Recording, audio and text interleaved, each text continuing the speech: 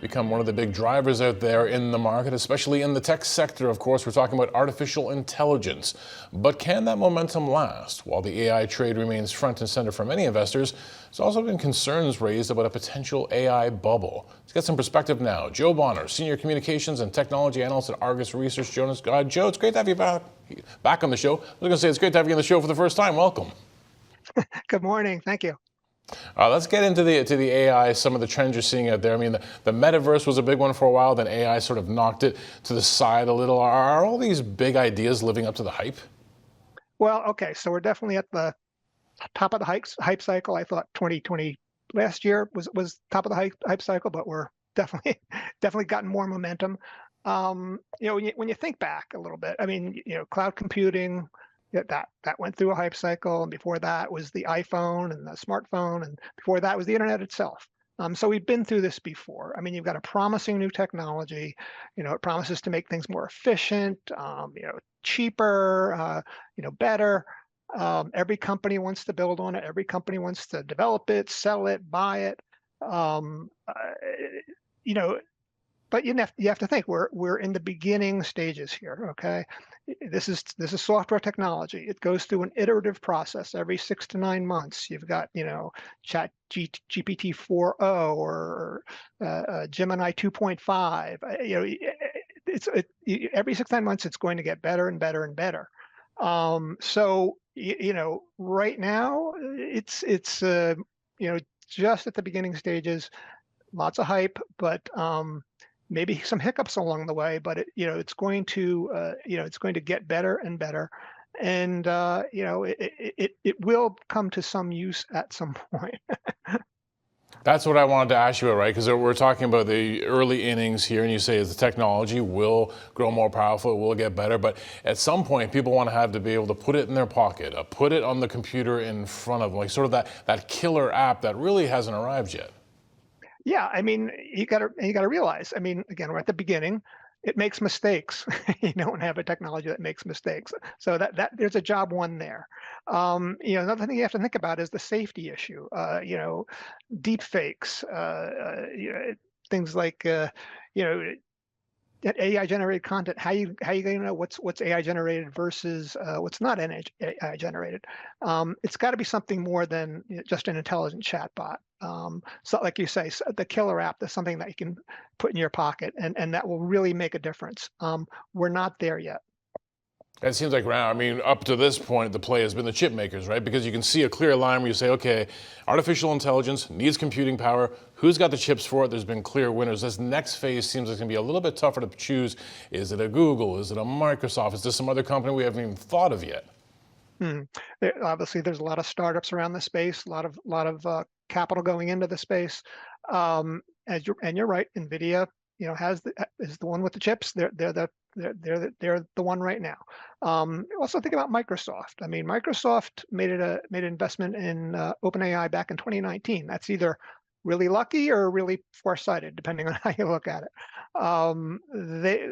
That is one corner of the AI market, and you can see Microsoft AI is already contributing to their revenue, that cloud revenue. Right now, it's the big guys that have it, but like I say, there's lots of capital going into upstarts, and it's going to be a very active space for a while. Before we move on, we haven't really mentioned the metaverse. I mean, there was a big company that actually changed its name based on the fact that they thought the metaverse was the next big thing. How was that story unfolding? Okay, I'm going to give my opinion here. The metaverse has been a flop. Okay, it's been a flop. You got to go back to when CEO Mark Zuckerberg, changed the name and said he's pivoting the company. He said the end of the decade. We're in 2024 now, so we got a few years. But the market is, it wants everything now. It's impatient. And all it sees is the capital expenditure going out, the money going, the costs going into it, and hasn't seen the returns. So again, it's not there. Simple. Let's talk about some of the other areas that you focus on, including enterprise software. We've been seeing some growth, but the forecasts haven't been great. Like, what's happening in that space? Yeah, there's been a lot of warnings. I mean, and not really warnings on earnings or anything like that, but a lot of talk about contract, about the macro environment, and contract extension, contracts taking longer to get done, and a lot of customer resistance, budget resistance.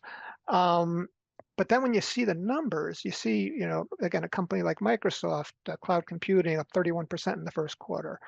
A smaller company like ServiceNow, cloud computing, computing in the 20, mid 20s. So it seems like there's a lot of concern, but the deals are still getting done. So you want to take that concern. You want to take that concern as real, but you also look at those numbers, and a lot of companies would kill for that kind of revenue growth. What do you think about the space going forward? I mean, obviously, will these two sort of factors start to get a little closer in terms of what is the perception and what is the reality? I think yes. I think if you look, I mean, I'm not an economist, but when you look at the macro, we're not in a bad place. And again, you got to look at their forecast. Look at the ones raising forecasts. I'm definitely positive despite all the concern.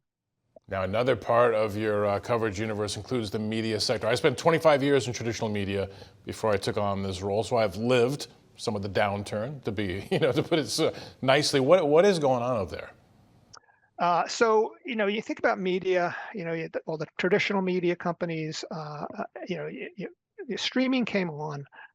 Everybody had to try to compete with Netflix, so they all started their own streaming services, investing gobs of money, and rolling out these services, producing more content, taking content back that they got money for licensing, and taking it back in so they could try to build up these streaming services, and it didn't work.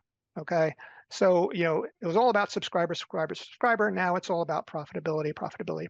Everyone has turned to looking for a profitable streaming service.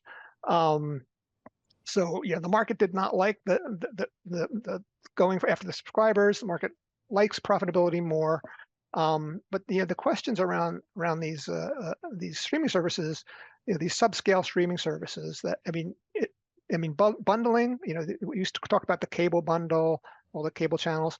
Now we're going to rebundling. You have these services getting together and rebundling into packages. You got a new sports service that's coming in later this year. You have other companies bundling their streaming services.